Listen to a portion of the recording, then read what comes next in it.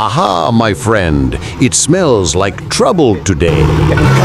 Kasongo, the warthog, thought he'd take a little chill walk. But chill, yeah, right.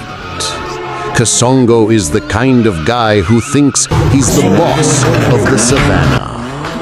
He trots, he struts, he thinks he's faster than everyone else. But what Kasongo doesn't know is that Rene the crocodile is lying in wait. And Rene hasn't eaten anything for 3 days. Oh, wow! Look at that jump!